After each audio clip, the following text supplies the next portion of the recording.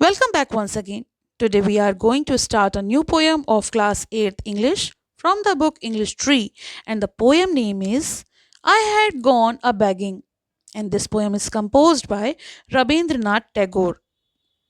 तो ये कविता रविंद्रनाथ टैगोर की प्रसिद्ध काव्य रचना गीतांजलि से ली गई है।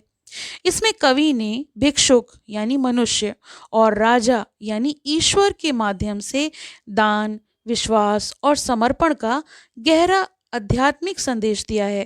तो चलिए लाइंस को वर्ड टू वर्ड पढ़ लेते हैं और जानते हैं कि इसमें कवि हमसे क्या कहना चाहते हैं। I had gone a begging from door to door in the village path. Village path होता है जो गांव की पगडंडियां होती हैं। कवि कहते हैं कि वो गांव की पगडंडी में घर घर जाकर भीख मांग रहे थे।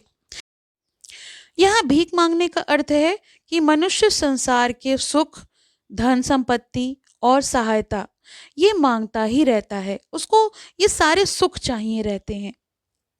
When the golden chariot appeared in the distance like a gorgeous dream, and I wondered who was this king of all kings. तो आगे कहते हैं तभी दूर से एक स्वर्णिम स्वर्णिम मतलब सोने का रथ दिखाई दिया। चैरियट मतलब होता है रथ। तो उन्हें दूर से एक सोने का रथ आता दिखाई देता है जो किसी सुंदर सपने जैसा लगता है।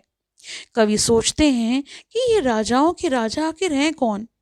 यहाँ पर स्वर्णीय रथ का मतलब है ईश्वर की महिमा, वैभव, यानी भगवान की कृपा हो रही है उन पर। और किंग ऑफ ऑल किंग्स का अर्थ है परमात्मा, भगवान, ईश्वर।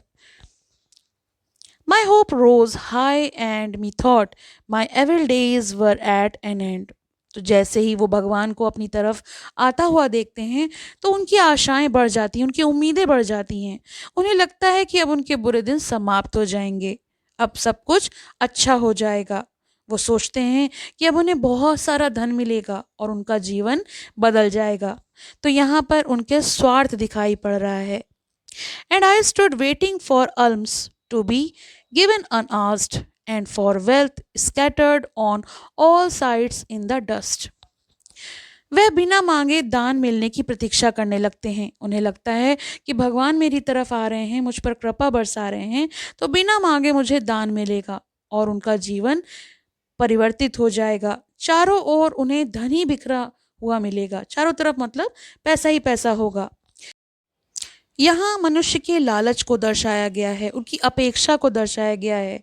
बिना कुछ दिए, बिना कुछ करे वो सब कुछ पाना चाहता है। The chariot stopped where I stood. तो कवि आगे बताते हैं रथ ठीक उसी जगह आकर रुका जहां पर वो खड़े थे, यानी ईश्वर स्वयं उसके पास आए थे। दी ग्लेंस ग्लेंस यानी दृष्टि, झलक, फेल ऑन मी एंड दो chemist down with a smile. जैसे ही उनकी दृष्टि मुझ पर पड़ी वो मुस्कुराते हुए नीचे उतरे, अपने रथ से नीचे उतर कर आए और ईश्वर की कृपा मुझ पर हुई। I felt that the luck of my life had come at last. मुझे ऐसा महसूस हुआ जैसा कि मेरा भाग्य चमक उठा है, भगवान की अपार कृपा मुझ पर होने वाली है और मेरी जिंदगी बदलने वाली है। Then of a sudden, though, didst hold out the right hand and say, What hast thou to give to me? लेकिन ये क्या? अचानक राजा ने यानी भगवान ने अपना दाहिना हाथ आगे बढ़ाकर कहा, तुम मुझे क्या दोगे? ये सुनकर कवि चकित रह जाते हैं कि ईश्वर मनुष्य से जो है वो त्याग और समर्पण मांगता है, मगर मनुष्य सोचता है कि मैं क्या दे सकता हूँ।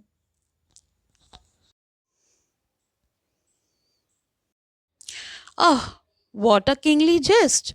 Was it to open the palm to a beggar to beg? कवि सोचते हैं ये कैसा मजाक है कि एक राजा भिखारी से भीख मांग रहा है। ये स्थिति तो उल्टी है, जो सबको देता है वही उनसे मांग रहा है। I was confuse and stood undecided. तो वो कहते हैं कि मैं तो असमंजस में पड़ जाता हूँ कि मुझे समझ ही नहीं आता कि मैं क्या दूं। And then from my wallet I slowly took out the least little grain of corn and gave it to thee. तो वो अंत में अपने थैले से मकई का सबसे छोटा दाना निकाल कर दे देते हैं। उनका दिल इतना छोटा है कि वो सबसे तुच्छ चीज़ जो है वो दान में देते हैं। यहाँ मनुष्य की कंजूसी के बारे में बताया जा रहा है। But how great my surprise when at the day's end I emptied my bag on the floor to find a least little gram of gold among the poor heap। तो वो कहते हैं, दिन के अंत में उन्होंने अपना थैला खाली किया तो उसमें से सोने का एक छोटा सा दाना मिला, बिल्कुल उतने बराबर जितना मकई का दाना उन्होंने दान में दिया था। उन्हें उस मकई के दाने के बदले मिला हुआ सोना प्राप्त हुआ।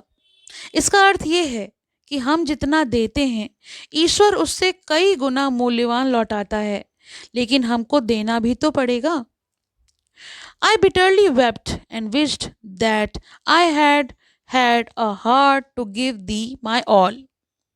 और कवि अंत में पछताते हैं, वो पछताते हुए रोते हैं कि सोचते हैं काश उन्होंने अपना जो भी कुछ है वो सब कुछ दे दिया होता तो शायद आज उसके बदले उन्हें कुछ ज़्यादा मिलता। उन्होंने मक्के का एक दाना दिया तो भगवान ने उन्हें मक्के के दाने बराबर ही सोने का दाना लौटा दिया। तो इस कविता से हमें ये संदेश मिलता है कि मनुष्य संसार से लेने की आशा तो करता है, परंतु ईश्वर हमसे देने की अपेक्षा करते हैं कि तुम क्या दे सकते हो। जितना त्याग तुम करोगे उतना ही अधिक तुम्हें फल मिलेगा। पूर्ण समर्पण ही सच्ची भक्ति होती है। तो ये तो हो गया इस पोयम का एक्सप्लेनेशन। इसके क्वेश्चन आंसर्स का लिंक आपको डिस्क्रिप्शन में मिलेगा।